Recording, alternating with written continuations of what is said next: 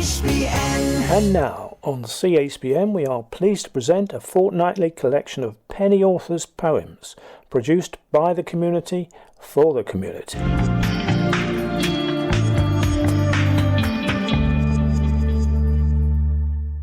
I'm Rob Kersley, and this poem is called Conflicted Coexistence.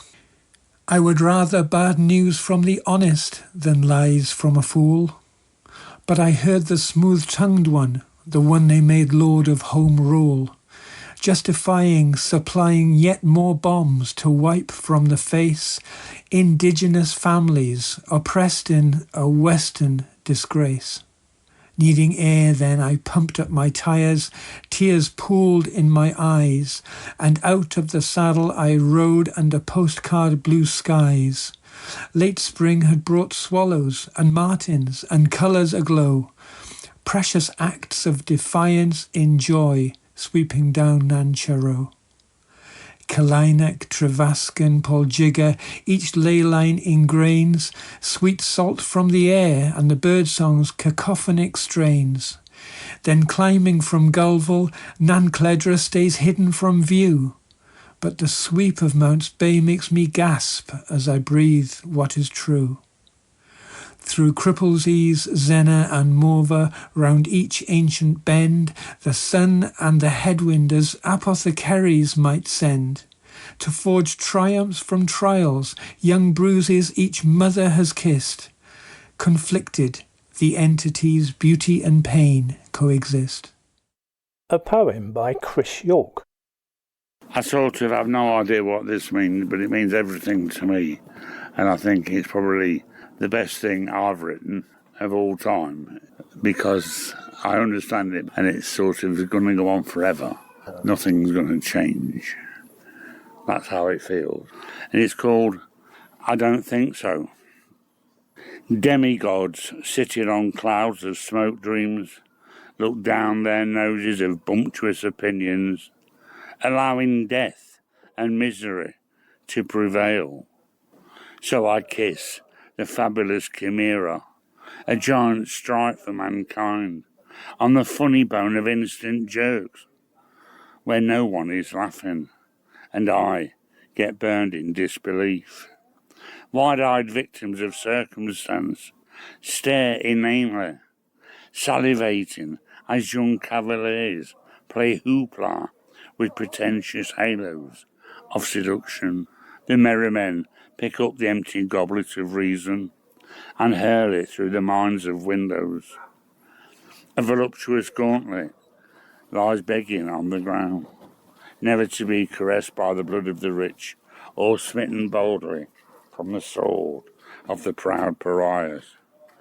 Now the challenge floats in the sea of turmoil, but will it ever drown? I don't think so. Hi, my name's Tyrone Warren. The next poem's called Breathe and Repeat.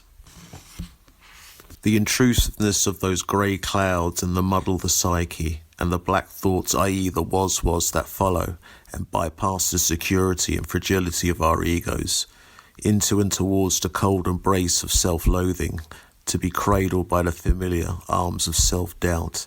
Breathe, the breath will appear, exhale, to repeat again. I harness the darkness presented to me as if it was my chariot while I navigate and make haste through the country roads in the dead of night, watched over by the silver monocle from the moon's paternal gaze. My name's Libby Pentreath, and I'm here to champion a friend of mine who was a friend of mine for a long, long time, and we went to college together and everything.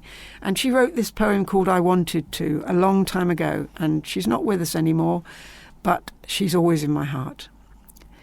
I wanted to talk to you last night, to tell you about yesterday, how the sea came and touched me as I bent looking for treasures in the sand.